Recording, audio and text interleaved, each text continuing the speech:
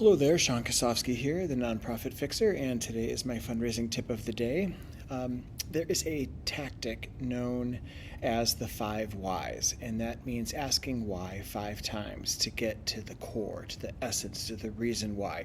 People use the 5 whys to get to the mission statement, right? Like, why do you do what you do? Because we're going to do this, because we're going to help the homeless. Well, why do you help the homeless? Because we want to make sure that they're not suffering. Okay, well, why do you want to make sure they're not suffering?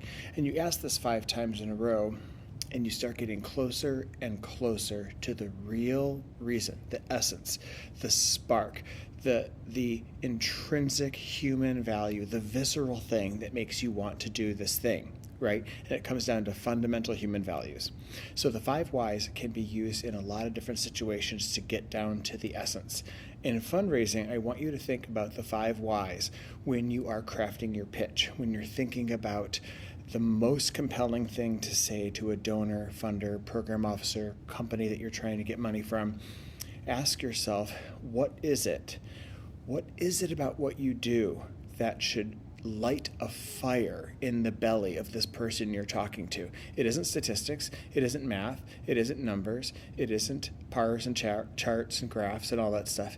It is usually a story, or it is usually an incident or an anecdote, or it is a metaphor or something that basically says at a gut level why you're doing what you do. For example, I sometimes will tell people that being gay has been easy for me, but the closet almost killed me. In my teens, I almost killed myself because the closet was such a horrible, horrible place. The secrecy, the lies, all of that.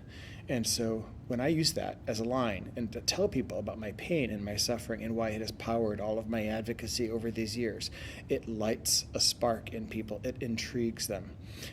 So for example, find something, a quote, an anecdote, a symbol, a metaphor, something that is at the end of the day, the essence of what you do, and use that to create a spark, to get money, to create a spark. It isn't about like just extrapolating money. It is about engaging people in your mission with money, with volunteerism, with their time, right? But if we are not finding that essence, we are losing time. We are wasting our energy.